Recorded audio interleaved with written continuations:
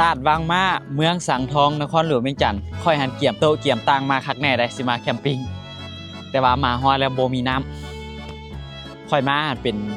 วันพุธมื้อนี้วันจันทร์หาวันศุกร์แมนบ่ได้เปิดน้ำเด้อเปิดเพียงแต่วันเสาร์กับวันอาทิตย์หินตัวนี้หันไม่เป็นหินธรรมชาติแต่ว่าน้ำหันแมนกับเจ้าเห็ดฝ่ายอยู่ถึง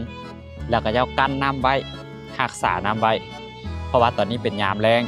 ฉะนั้นเขาจะเปิดเพียงแต่วันเสาร์กับวันอาทิตย์เพราะว่าวันเสาร์วันอาทิตย์เป็นมื้อพักและคนสิมาหลายแล้วเขาจะสิเปิดเพียงแต่วันเสาร์กับวันอาทิตย์เท่านั้นส่วนวันจันทร์หาวันศุกร์แม่นเขาจะบ่ได้เปิดเขาจะเฮ็ดฝ่ายอยู่ถึงกักเก็บน้ำไว้ตอนนี้ก็ได้ชมเพียงแต่หินที่มันเป็นสั้นน้ำตกแต่ว่าตอนนี้บ่มีน้ำมื้อนี้บ่มีน้ำถ้าว่าใครอยากมาช่วงนี้แม่นค่อยแนะนำมาวันเสาร์วันอาทิตย์ดีที่สุดวันจันทร์กับวันศุกร์เจ้าบ่ต้องมาตอนนี้ค่อยก็นั่งอยู่ทางหน้าตาดเลย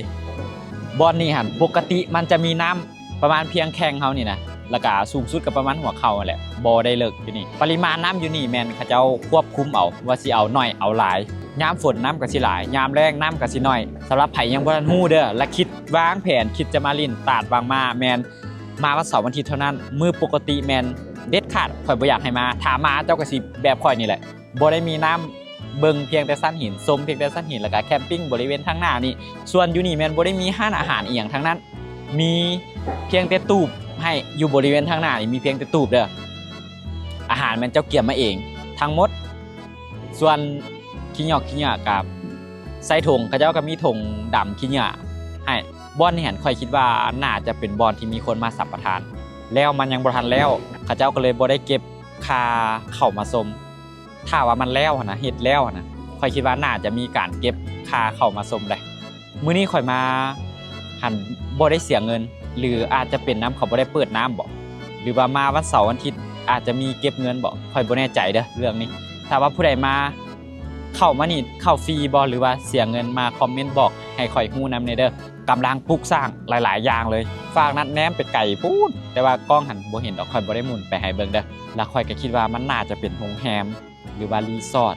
เป็นที่พักทางร้านอาหารเครื่องอำนวยความสะดวกครบครันในอนาคตบ่อนนี้น่าจะเป็นบ่อนท่องเที่ยวที่น่าจะเป็นบ่อนที่ใหญ่ที่สุดถ้าแล้วใหญ่ที่สุดในประเทศเนื้อที่โคตรกว้างเฮ็ดเส้นทางอ้อมภูนี่เลยโดยรวมนี่ก็ถือว่าสวยงาม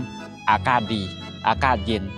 อากาศบริสุทธิ์เพียงแต่ว่าเขาเจ้ากำลังก่อสร้างขี้ฝุ่นมันอย่างหลายข้อเสียมีเพียงแต่ซ้ำนี้แล้วก็ทางเข้ามาก็สิมีขี้ฝุ่นหลายข้อเสียมีประมาณนี้แล้วก็มันไกลส่วนอื่นๆแมนดีเบิดธรรมชาติ